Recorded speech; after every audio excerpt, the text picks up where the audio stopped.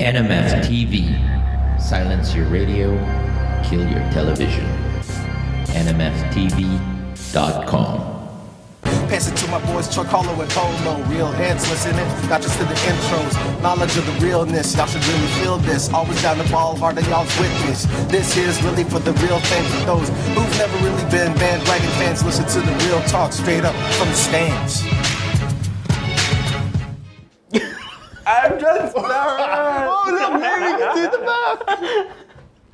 Oh, so now you're back. Yeah. Now, finally. Finally! Finally. It's me, the real Carlo P. Verified. It's good to have you back just in time for the season finale. My friend. Made it. You missed all of the action. You missed everything. Did you know that so many things happened in the PBA while you were gone, just covering Pacquiao and Floyd Mayweather, and just enjoying the life? Did you know? No. That so many things happened. Huh? Update me, please. Okay, but before we do that, thank you for joining us for episode 12 of From the Stands. This Season is finale. the season finale. Mad Hindi Men. po ito series finale. Season finale lang naman po. Sure ka? As far as I know. Sure ka? Wala pa naman sinasabi yung mga NMF overlords namin. Pero YOLO, di ba? We'll call it out right now. To my left is Polo Bustamante.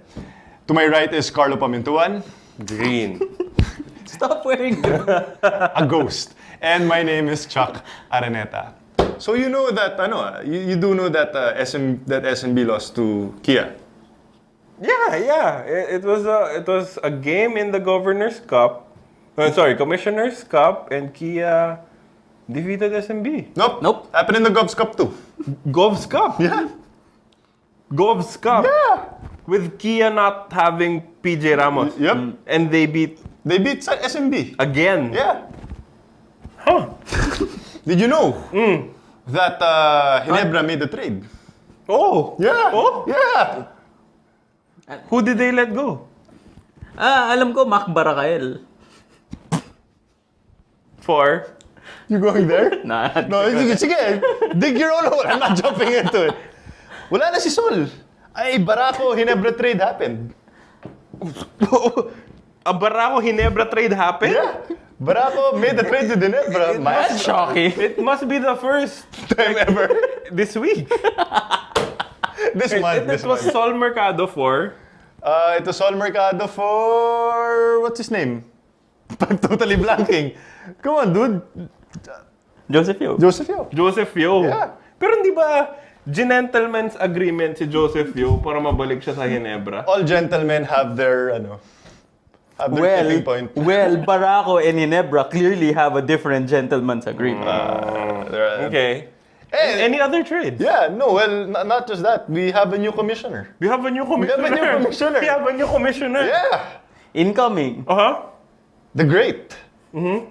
Chito Narvasa. Chito Narvaez. And you know how relevant this is? I posted yesterday na parang, how, on a scale of 1 to 10, just how comfortable are you with Chito Narvasa as your commissioner? Siguro mga 5 people said, sir, sino po si Chito?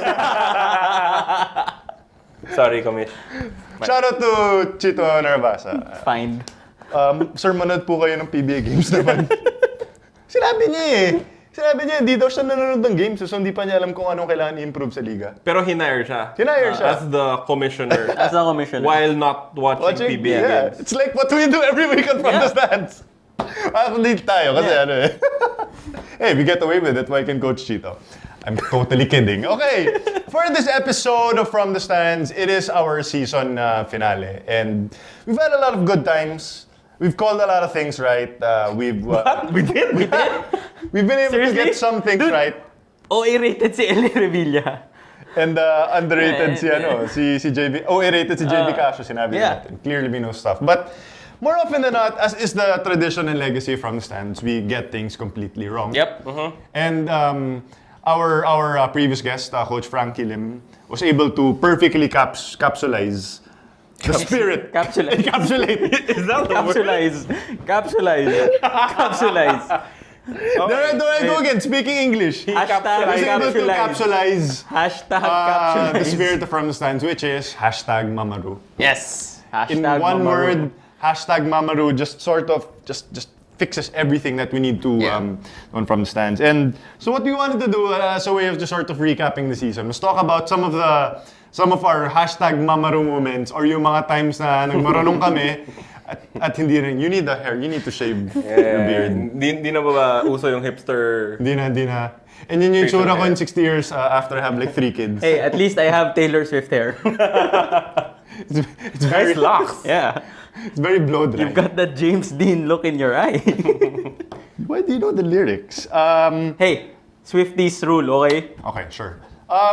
Let's start with our first Mamaru moment. Yes. A few episodes ago, we talked about Kia and Blackwater. Yeah. Not very positively, to say the least. Yeah. Right? Well, okay, positively medyo sa Blackwater. Tas yung Kia. Yeah, we were celebrating a win versus SMB. Yeah.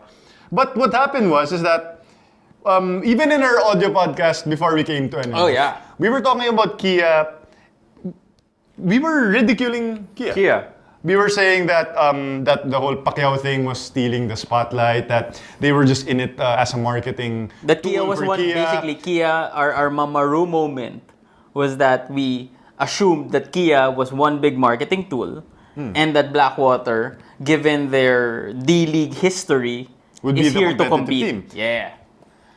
And that's not happening, guys. And that, what will Coach Frankie tell us if we say that? Mamaru moment. Nothing. Nothing. Nothing. Kung i-trade kita.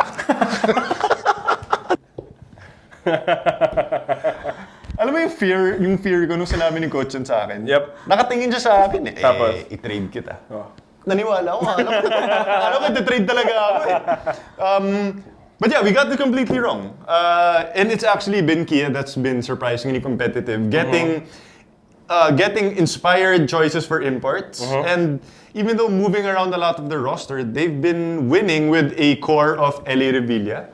And Hiram Bagatsing, and apparently. Hiram Bagatsing, apparently. Yep. And yeah, I mean, I was wrong. I was wrong about Kia. It's still a weird roster. And if you put this roster in the All-Filipino Conference, I'm not sure if they can get more than one win. But hey, it's impressive that they've really been very competitive in the Commissioner's Cup and the Govs Cup. So you mean to tell me that in Kia's existence, they've managed to beat the Beermen twice? Yes. They've stood toe. The All-Filipino champion. They beat Alaska. They beat Purefoods. Yeah. Yeah, Last They beat conference. Purefoods. I think Hindi lang my, nila tinatalo yung di champions. my opinion turned on Blackwater as soon as they traded their first pick overall Larry Rodriguez. for Larry Rodriguez and Token Tech's Yeah. first round pick. Iba kasi, I mean, if you're a team that entered through expansion and you did not get like anything from the PBA, wala silang nakuha at all, no help from the PBA, you have to assume that the only way to build your team is through the draft. And giving up the first pick overall means that winning and building a really good team is really not what you're in the PBA for. And that's why I appreciate Kia. Because hindi nila binibenta yung pick eh. I mean, yes, we've heard of the Jason Castro news Even from James way Yap back. trade. Exactly. Pero you know that they're keeping it close to their chest. Yeah. If they're going to let go of that pick, it will be something na masasaktan yung ka-trade nila. True, It won't take a Larry Rodriguez and the first round pick to pry that Kia pick away from them. Actually, you know what's funny? We mock Kia for their absurd trades of trade ideas of, you know, first rounders for Jason Castro, Yeah. first rounder for James Then we Yap. heard things like they were gonna sign Baroka. Yeah. But the reality is all of these moves or all of these rumors or all of these trade ideas is still to make them better. Yeah. Getting Jason Castro to your team, getting James Yap to your team makes you a better overall product than they were. So Yeah. hindi siya tipong Blackwater na they traded away their first round pick for Larry Rodriguez because they needed a big guy Who they never used. Yep. Then released him and then they also traded away Alex Nuiles for Real Cervantes because they needed a big guy. Yeah.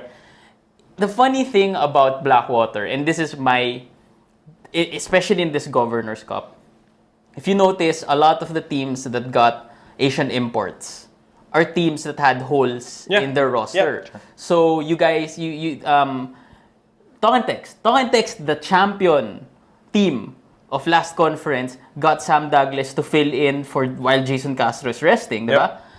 You get someone like Ginebra that needs additional scoring. They get Sanchier. They're not using, but at least they have Sanchier there. Blackwater, a team that has 2 total wins in the past 2 conference, a team that has so much roster holes that can definitely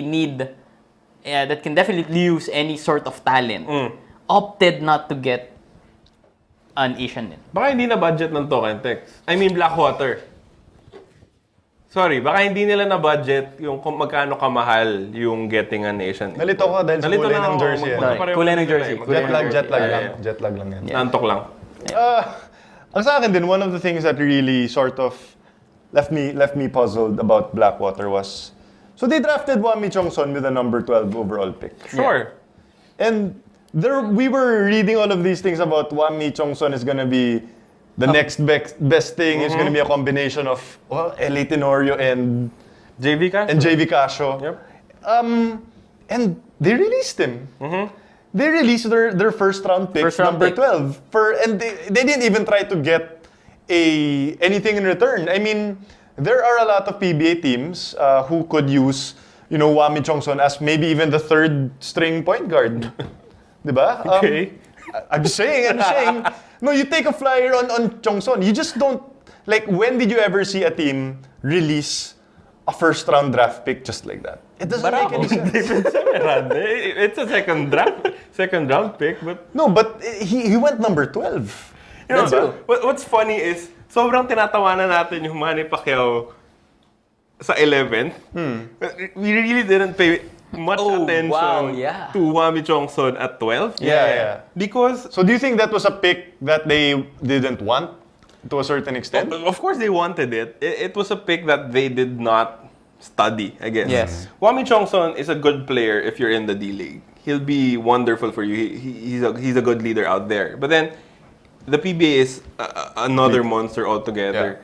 Yung magandang nangyayari sa Kia ngayon is they're starting to figure out that they don't need Manny Pacquiao to be relevant. They just need to beat teams. Yes. Ganun na lang Yes. kasimple. Winning is makes you It's relevant. just about basketball now. Because right now, their head coach is acting like how he's acting in Congress. He's absent. And it's working wonderfully for them. They have a good coach in Chito Victorero. They have a bunch of unproven players Who are eager to... who want to be someone in the PBA, and they don't need Manny Pacquiao in there, and they don't care. I think that's the most important thing. You know what? Just going to Kia, I've already said my piece about Blackwater. My piece with Kia is, in this entire PBA season, they've been, for me, the most experimental in terms of how they play. Yeah. Because a lot of teams are still focused on isolation basketball, on post-heavy offense.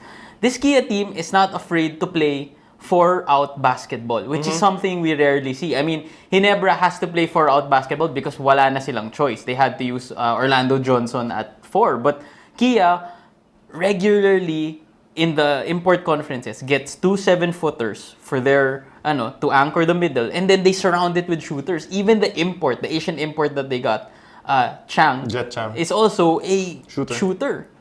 So parang sa akin, it's so refreshing. I won't lie. It's such a refreshing thing to see just how experimental it is. Sometimes it won't work. When their shots aren't falling, it won't work. But when it does, you get L.A. Revilla attacking the basket, passing to a wide open Hiram Bagatsing for the win.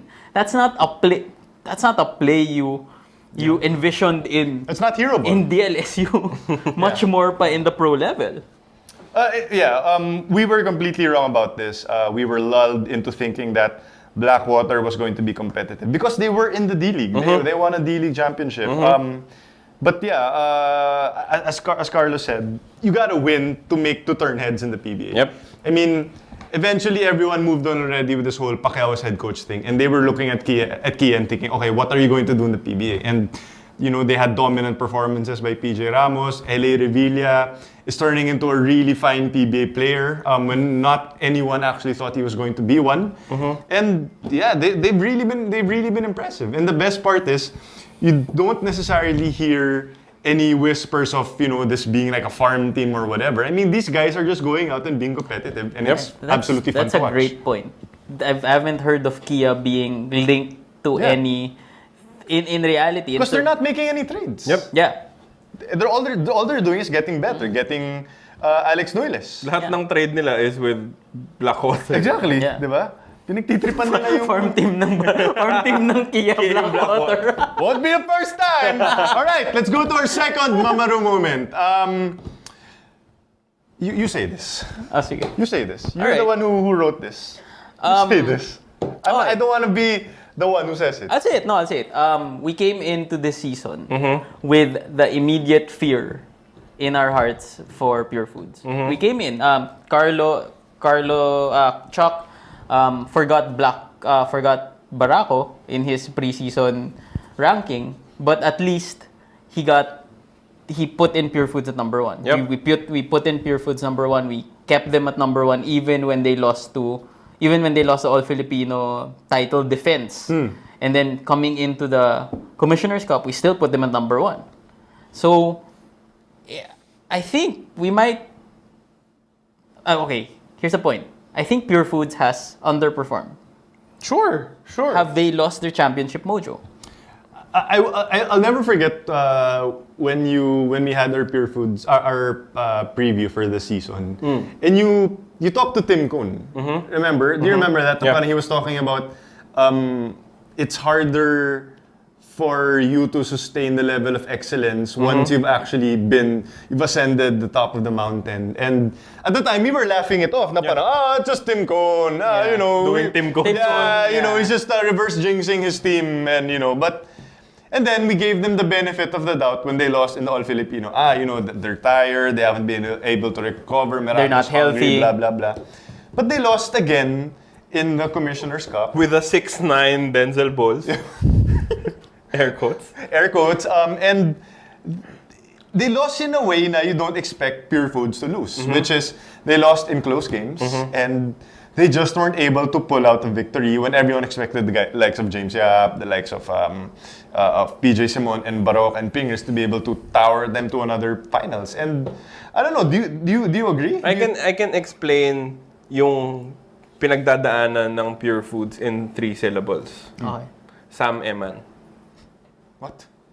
Nung pinilay niya si Ian Sanggalang, hindi ko pa rin nakakalimutan yun. So, Wow. hindi ko pa rin nakakalimutan yun. I think the problem with Purefoods is, I think the hunger thing is overrated. Okay. It's about execution. It's not about desire. It's about the cards you have. At the end of the day, it's about the people you have in your team. And when you don't have a big who can score, you have a problem. And that was Ian Sanggalang for Purefoods. He was the guy who would run alongside Melton and Baroka and be the post-up threat dun sa second team. You remove that, and then what do you have? It's a huge hole, and I don't think Purefoods will compete as well as they did unless they get Ian Sanggalang back. You made this point when we were doing a previous episode and we were talking about the Final Four, and you asked Polo, is Denzel Bowles doing too much for the team? And you said that was the biggest problem concern, that no one wanted to talk about. Yeah. Lalo na for Purefoods fans, is that, Denzel Bowles basically has to be the best import the entire game versus his competitor because the locals aren't getting it done. Best and we import saw, and then some. yeah, and then we saw now that it wasn't enough to overcome their opponent. I go back to the game where Denzel Bowles was just on fire. I think that was game 2 of the semis. Game 2 or game 1. Game 1. Game Yeah. 1 of the semis where he was just firing from mid-range all day long and no one could stop him. And I go back to the end of the half. I was thinking to myself, this isn't sustainable. Purefoods has to get their locals going if they expect to win this game and win the series. And they did win the game, but I mean, nakahabol yung talk and text. And eventually, parang microcosm siya of that entire series where Denzel Bose was just really doing everything. I agree with Carlo. I mean, Ian Sangalang is a huge loss, especially against guys. You have Almazan, who's raced this game so well. You have Junmar, who's still an MVP candidate. Greg there. should be an MVP Exactly, candidate. diba? So parang nandyan yan eh. Nandyan lahat ng factors yan. And Ian, kahit na 6'4" man siya, played above and beyond whatever his size really was. And coming off... 6'7". 6'7". Yeah, he ain't 6'4". Medyo matangkad siya. Sorry. Just intal yan, bro. Sorry, bumabalik lang ako dun sa combine kasi nandun yung measurements. Nagulat lang ako na 6'4"-ish lang siya dun sa combine. Yun, so... 3-inch heels siya na sapatos. I go back to that, but yung takot ko lang is, James is healthy. Mark is healthy. Are you sure? Mark Baroka. Sorry. I can't understand why these guys aren't producing more. Am I asking too much of Purefoods? Have we been spoiled by Purefoods of such great performances from everyone na we're expecting too much? Sa akin kasi, una sa lahat, you cannot prepare for an ACL injury, for an ACL tear. And the way I looked at it kasi, I thought this season was going to be sort of the transition phase from the old generation, quote-unquote, to the new generation. So that's Malyari, Melton, Maliksi, Sangalang, and whoever they can get. And what happened is that when Sangalang was out, they had to scramble. They go and get guys like Mick Pinisi, Don Aliado, and nasira yung youth movement nila. And the way kasi that the PBA is going right now, you still need a dominant big man to be able to have success in the PBA. Kasi old school pa tayo eh. And if you ask me though, it's not an excuse. Injuries should, quote-unquote, never be an excuse. But you cannot also take for granted that, that Purefoods gave everything it had, despite the huge injury to Ian Sangalang. They were still competitive in the Commissioner's Cup. Yeah. And people might even make the point na, what if they never replaced Bowles with Blakely? Diba? Hey, who knows? It might have made them, because they were really rolling when Blakely started the conference. But when they went to Denzel Bowles, of course, they were still winning games. But, Blakely fits like a glove with Purefoods. Oh, let's move to this conference. What's your fearless forecast for Purefoods? If they make the semis, anything can happen? No, not really. I don't see it. I'm not saying this to reverse jinx or anything. Compete as hard as they can. I really don't see Purefoods even making it to the finals this conference. I don't see it. Because right now, you'd have to put Talk and Text and Rain or Shine, and apparently Barako Bull. Globalport at the top of the heap. San Miguel should be there. And San Miguel should be of there. course. Tech should be there. Yeah, of course. Yeah. Rain or Shine should also be there. Masyadong masikip. At this stage, I don't think Purefoods will make the finals. Interesting. All right. So we're good. If you ask me, it's going to be a very, very busy off-season for Purefoods. Hindi tayo sanay na Purefoods isn't talked about as a finals contender. But of course, what do we know? We're saying this right now. Hashtag Mamaru. They could totally win the championship and prove us wrong, right? And none of us are going to be surprised. Let's do one more before we take a break. Let's talk about San Miguel. All right. Go ahead, Paula. San Miguel. As soon as they won the All Filipino Championship, you're ready to declare them instantly as the new dynasty. Because Junmar was the BPC. He was downright dominant in the All Filipino Championship. And then you have Arwind, who we dubbed as finally got it. And then you have Wings as invaluable apparently as Lassiter and Lutz. Then you have a point guard rotation of Alex Cabagnot and Chris Ross. And then, as soon as we say that, as soon as they win the championship, as soon as we're celebrating them as the next dynasty, they nosedive into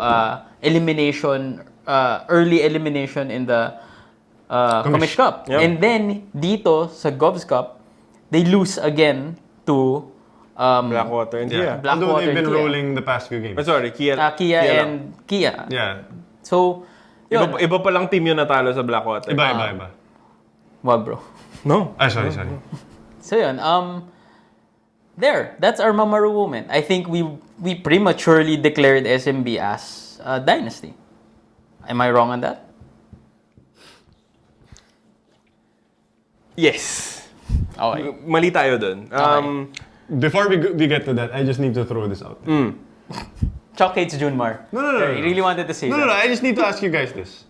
Are we sure that Coach Leo Austria is a great coach? Ooh.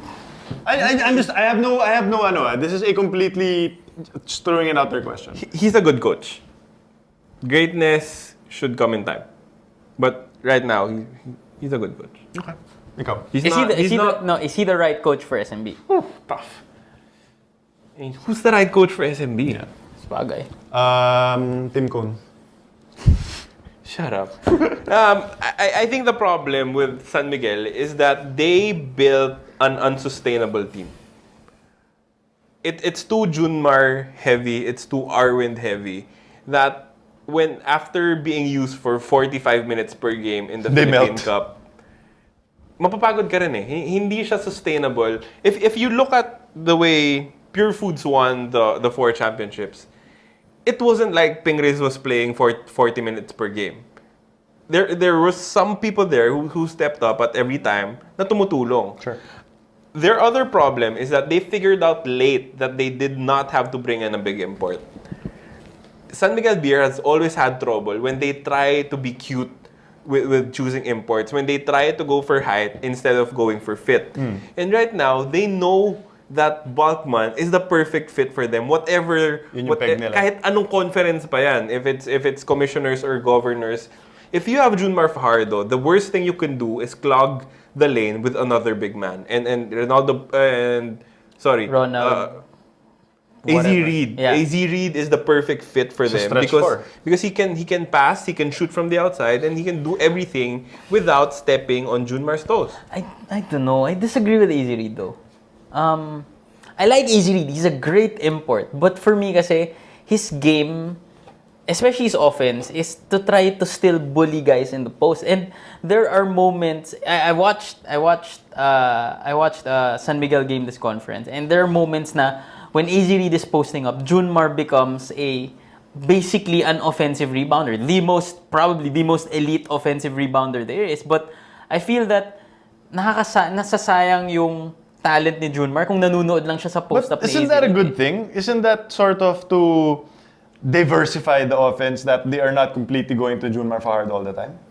Hindi. Ang idea ko, at least, and this is gonna be a huge statement, Mamaru statement, but for me, my idea is to not get the best import for San Miguel Beer because they already have a game-changing player in Junmar. You have to find someone that can facilitate around, get a shooter or get a all-around player like Balkman. I just feel that Easy Reed's a post player. All-around player like Balkman. Around your neck. Someone like Marcus Blakely, perhaps. Yes, exactly. Someone like Marcus Blakely. I don't know. AZ Reed for me is a Me perfect too. fit for Yep. San Miguel. He went buck wild in versus Globalport. Yeah, no. Yeah. He really went nine crazy. threes? Nine Yeah. threes. 9 threes. He shot 9 3-pointers, 41 points, 9 boards, and 2 assists. If you ask me, saan ka maharap ng ganong... He's height. May ganun, di ba? You know what I mean? So, yeah, if you ask me, the thing about San Miguel, siguro, and just to wrap up this discussion, is that whatever happens in the Commish and Govs Cup, they won the All-Filipino Conference. The most important. Yeah, you know dun pa lang that the core is a championship contending core. And whatever happens, they just need to figure out the right import, and it looks like they have it AZ Reed, and I'm sure they're going to be rolling here in this Govs Cup. May pabol ka pa? Nope. Wala? So, okay, quick question. So, for you guys, hindi sila all-Filipino Cup team lang. Like, they're a legit Grand Slam threat team. If they get the right imports. Yes. Okay. Yes. Just there, I just want to clarify. Yeah, just ano lang. I think we also need to stop comparing teams to what Purefoods did in 2013. I just think 14. 2013 bridging to 2014. Because may ano. Yeah. Okay. Yeah, it's that is a anomaly, and there's a reason why the last time it happened was in 1996. It's really just almost impossible to do. So if they can get a championship and then they can get a finals appearance finals here. That or a whatever semis, happens, it's going to be a successful season for San Miguel. But again, it's going to the finals. That's a problem because you have teams like Rain or Shine and Talk and Text, and maybe even Ginebra. Teams that we're going to be talking about when we come back after we take a quick break here on From the Stand. Stick with us, guys. What do you think is ailing local football? Well, politics. Should athletes be endorsers? Yes, why not? Why did you refuse to be the Haskell's head coach countless times? I've been there, done that. Too much politics, like I said. Like I posted one time a few days ago, coaching is a thankless job. With what's happening with Michael Weiss, we talked about it already before, personally, one-on-one, and I said, it happens. And I said, you should know that because you worked also somewhere in other countries as well. There's no such thing as a permanent job in coaching, in any sport. Why do you say thankless? Well, you're only as good as the wins. And then that's it. Plus, of course, there are other factors like disrespect, honor, honesty, and all of this. Because you're just a coach, you're not the manager. You're not the association, you're not the institution. So you, as a coach, you're just an employee. So you're as good only as the wins that you have.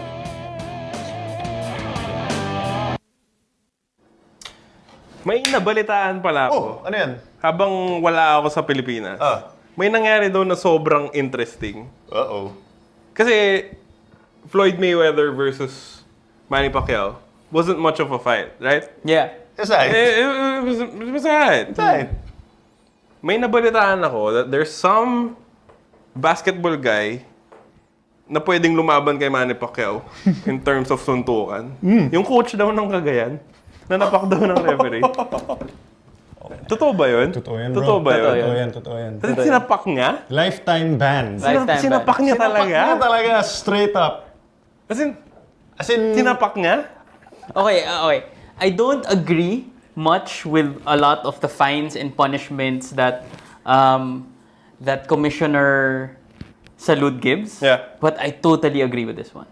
I think this one is just spot on. A lifetime ban for a violent act like that is spot on. Chong na napaki. Sinugarcoat ka pa, violent act eh. Hindi natin tinatawanan yung nangyari sa referee. Nililinaw ko lang kasi baka ma-misconstrue. Pero sinapak niya. Sinapak niya, bro. Parang siya na lang yun, si Balkman, yung mga nagre-reklamo na it's too harsh, blah, blah, blah. Sinakal mo eh. Sinakal mo siya, sir. Alam mo yung classic Huwag doon? na natin masyado bigyan ng isip to. Sinampak mo eh. Hindi ganun karami yung D-League games na napanood ko. Oh. Siguro, I've been to... A handful. I've been to 10, Okay. more or less. I actually saw him in action. You did? Si Coach Alvin Pua. Pua. I think finals against NLEX, there was a perceived bad call for Cagayan. Tumakbo yung referee sa harap niya. Nakausap niyang gano'n. Tapos hinampas niya sa puwet. Okay lang sana kung yung hampas parang, ref naman, tabik lang. Pero yung hampas niya may buwelo eh. Parang goal swing. Para Happy Gilmore. As in butt slap. As in sobrang lakas na sampal sa puwet. Tapos yung nandun ako sa anggulong, nakita ko yung reaction ng referee. Pero yung tingin niya parang... Tapos, 5 seconds wala siyang ginawa. Nakatingin lang siya. Kasi parang hindi niya ma-process. Yung butt-to-brain communication. Naglag. Medyo mabagal. Hindi niya ma-figure out na may coach na sinampal siya sa puwet. Na parang bata. As in, buong buwelo na sampal sa puwet. Umangat ba siya? Gumanon ba? As in, narinig ko yung sampal sa puwet. Ganun ako kalapit sa court. Kasi yung referee parang nakatingin lang na gano'n na parang, Seriously. Seriously. that's my butt, bro. That's sacred. That was totally my butt. Do not my enter. world. No fly zone. That's my world. He was sent off. Properly sent off. May problem with that. Sinapak mo eh. Yung problema ko doon, Chong, nasanay siya doon sa pa 50,000 na fines. Nakakala niya parang, siguro sapakin ko na solid to 100,000 lang. Sinapak mo eh. Sinapak mo Sinapak niya, bro! Chong dumugo eh. Man. Now I feel bad for the ref. I mean, we often say that officiating is bad in Pero huwag ka manapak eh! Okay lang naman magreklamo. Si Yeng nga, hindi naman nananapak ng referee, di ba? Minamura lang niya until the end. sikuhin lang niya yung player. Sinapak mo eh. Anyway, we need to move on. Because... Move on na tayo. Gusto ko pa eh. Let's talk to let's move talk on about tayo. Ginebra. Ayoko na. We need to be very careful about how we talk about Barangay Ginebra. But there are some points. Very, very, Very careful. careful. I think they're a good team. Ginebra They is fight a hard. good team. They have the really good fans. Very passionate fans. Okay na? Okay na? Yeah. Okay. Guys, a lot has been said about the... This isn't a Mamaru moment. I just can't let this episode pass without talking about everything that's happened with Ginebra. Okay. Ginebra lost to Blackwater and that lost up. Okay? Chuck's laughing. No. Chuck's laughing. At Chuck Di, inisip ko lang nung sinapak ni Puwe yung referee. Sinapak mo, bro! Sinapak mo, tapos sinampas mo sa puwet yung isang referee. Okay na? Sorry. Okay na? Okay. A lot has been said about the benching of Mark Agiwa. Maraming opinions out there. I just wanted to voice out my opinion. Maraming fans ng Ginebra or maraming critical fans that are saying that, Coach Frank Gilim isn't doing a great job. That's their opinion. I don't share that same opinion. Ginebra may be 1-3, but there's a lot of clear progress with how they're doing. They don't look so lost on offense anymore. Their defense looks... this is considering na walang Greg sa gitna. And Their walang defense Japeth. looks very, very respectable. And the thing is, sa benching ni Mark Agiwa, wouldn't you rather have a coach that has the balls to bench the star player of the team kesa sa someone na papabayaan lang yung star players niya to, do whatever they want. Yeah. So parang, it's been detailed naman eh. Mark Agiwa wasn't particularly playing that well in that game anyway. So I think he just decided to go with a different direction. And to have the balls to bench your star players, not a lot of coaches can do that. But apparently some coaches have the balls to punch a referee. That's true. And the hands, apparently. Yeah. Do you remember when we had our episode with a call with someone who called in from Jordan? From Jordan, yeah. And we asked her, how would you feel if, your favorite players... Mark Agiwa. Would have less playing time. And she said na okay lang sa kanya because what matters is the team. Yes. And the thing is that in my humble opinion, which is not to be, is that there are still too many Ginebra fans who are just not ready to move on yet from the glory days and from seeing Kagiwa and Helter Brand play basketball. When, if you, again, this is just my opinion, if you think about it, maybe they should be already. Digging his grave. And the reason why I say that is because they have kaka-position niya yung Asian import na si Sanchir. They have, and they are going in a different route. And the thing is about Kagiwa, I love him, he's a fierce competitor and everything. He wasn't having a good game. Yeah. It wasn't like he was scoring 18 points, Yeah, 16 points by the time that he was benched. He just didn't have it in that game. Maybe it was because it was out of town, maybe it was because it was a different gym or whatever, diba? But he just didn't have it. And other players were playing better. And Coach Frankie, as you said, had the guts to make the call to just bench him and not play him. Yeah. I understand why some Ginebra fans still It's Kagiwa. feel that way. No, I think it's because yun yung last memory nila ng panalo. Sure. So you tend to... Because Kagiwa was red hot versus Muskia. No. You tend to reminisce about the time when you last won a championship. And back then, natatandaan pa nila, is the Kagiwa that was unstoppable. Yeah, exactly. So hindi mo rin masisi yung fans for still thinking that Mark Kagiwa is an integral part of this team. I think the only time that they will finally accept na pabadecline na talaga yung role ni Mark is if Ginebra wins a championship with Kagiwa him not being playing a star. exactly. I think dun yung that's where you draw the line. That's when you say na, okay, the Mark Caguioa era is done. We move forward from now. The Ginebra fans need to see that first before So basically, you're detaching saying, themselves. we need to win a championship again. Yes, exactly. Okay. Okay, easier said. No, okay, thing is, this isn't still a championship team eh. There's still a lot of work to be done. And I've accepted that eh. There's still a lot of work to be done in terms of defensively getting there, offensively medyo makalat pa rin. And I think everyone acknowledges that, I mean, within the team, and they're working towards that. It's just that, it's unfair to criticize Coach Frankie when there are clear signs of progress. And I'm not just saying this because naging guest natin siya or kaibigan natin si Miyaka. Or because you're deathly afraid of Coach Frankie Lim. I'm saying it because of that. Exactly that. I'm deathly afraid of Coach Frankie Lim. You like their import, si Asian import. Can I? Oh, there. Okay, a lot of people have asked me about Sanchier, and I guess I'll take this time. I think Sanchier is a great player in Mongolia. Yeah. But I'm not, number one, I'm not confident enough on the level of competition in Mongolia. And then he doesn't play defense. I heard a bit of news that really surprised me. I don't think he speaks any English. Yeah. They hired a translator for him. Filipino translator. No. Mongolian Mongolian translator. translator. English to Mongolia. They did not bring him to the out-of-town game. The translator. Well, Okay. Sanjir did not talk to anyone for Three solid days. Sana naman dala nila sa Dubai, no? Mahal yata eh. Hindi siya kasama. That's what I heard. Medyo malaki na. That's what I heard. I don't know kung paano nagta-translate yung basketball in terms of sign language, but I don't know. I completely understand if Mark Agi was benching.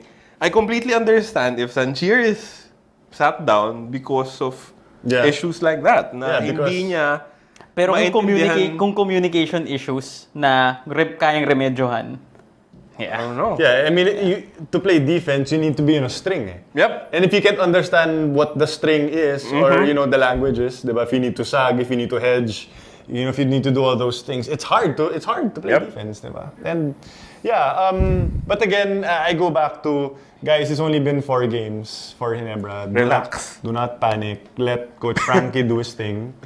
And if he decides to bench Caguioa, Hey. that's his decision you have to believe that it's for the betterment and of the team. he's accountable to it Yeah. naman. He is. At the same time, it's only 4 games. And baka matrade kayo ni Coach Frankie din. Okay, let's go to the next one. Let's go na lang through these last 2 very quick.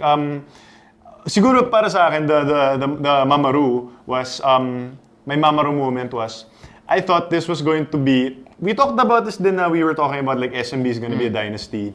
Purefoods is going to be, They might win back-to-back Grand Slams. back-to-back.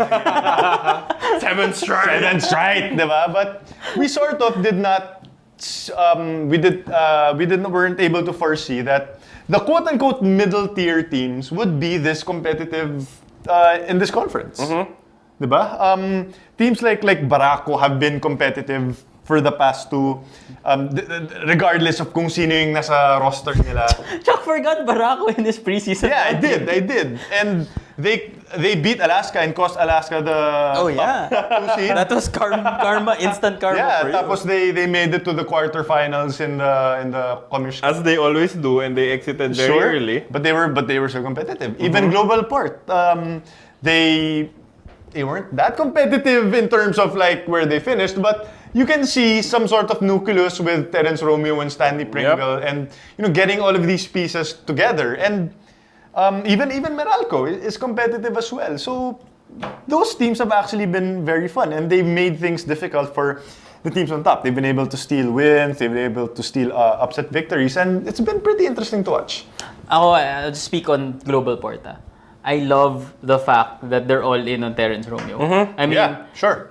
Terence Romeo, love him or hate him, he's one of the most entertaining players in the PBA. When he's on the court, Apparently, he's the all-star MVP. yeah, exactly. He's such a fun player to watch. So parang sa akin, Globalport has been not only been competitive but also entertaining because of Terence Romeo. And it's one of these teams na parang nasa watch list ko. If Globalport's playing, League pass team. Yeah, parang league pass team. Parang nasa watch list ko ang Globalport only because Terence Romeo can explode for 30 points in a quarter and no one will question him taking 40 shots. Sure. Diba? 40 shots in 3 quarters. Wow. Hirap nun.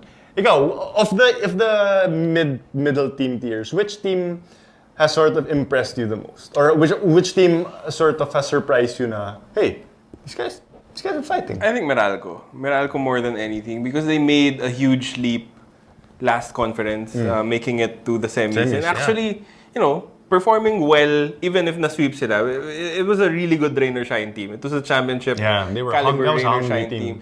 But I have to agree with Polo. If I'll watch any of the middle-ranked teams, I'll watch Globalport because Terence Romeo is Terence Romeo, Stanley Pringle is fun, and now they have a very good incoming import in Famous. Meron na headline na nakita. Globalport is rich with Famous. Cool. That might be the famous last words. That's worse. That's worse. That's worse. Ikaw? I really like, I've been really impressed. I have to say this. I've been really impressed with Barako. Because you forgot. Yeah, because I forgot it totally. No, but it's we talk about Ginebra and how difficult it is for them to have continuity, with the new coach and ganun. But yung Barako game to game, di nila alam kung sino yung nasa lineup nila eh. True. Nananalo sila. Kabagay. Yung top scorer nila one game, baka wala na siya. I mean, Sol Mercado was Si JC Intal ba sinabihan na? And then, that's pa rin siya. Go hard pa rin siya. Barako Bull pa rin siya. He wants to be the best Barako. He wants to be the best Barako Bull player. Gusto ko, In franchise history?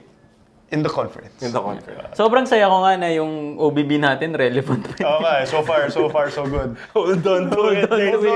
Hanggang end of season lang. Diba? And yeah, we sort of laughed at the silliness of the All-Filipino Conference format. They made it to the quarterfinals. They made it to the quarterfinals. And now they're on top of the league. I mean, it's only been 3 games, but Ababu's playing really well. Forrester shown flashes. Intal, Mercado before he was traded. Carlo Lastimosa. So it's a fun team. I really, really wish they would stay together. But, diba? Chances are cloudy. Yep. Cloudy, di ba? Chances cloudy with a chance of Ginebra or San Miguel. Or Purefoods. Or Purefoods, di ba? Who knows?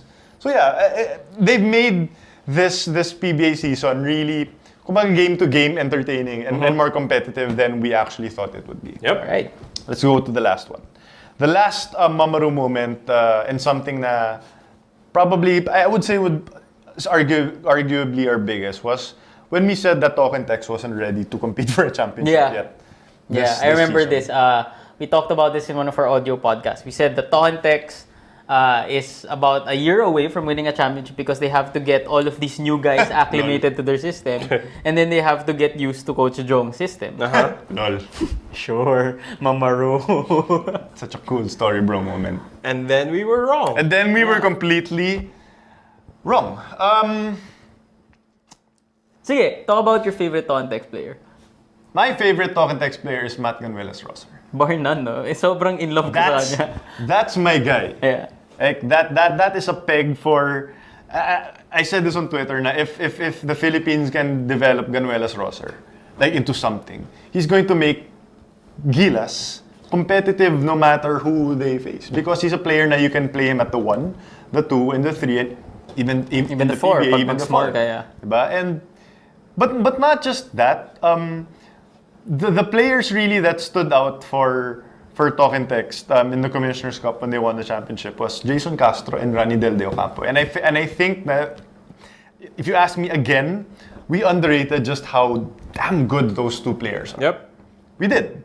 We were so enamored with we Gunmar. thought that getting Alas, getting MGR, getting all these guys, getting J-Wash was a sign na Talk and Text needed help and that those 2 were on the downslope of their career. And obviously, we don't know anything. They just got better this conference. I think rest. And it's made the difference. True.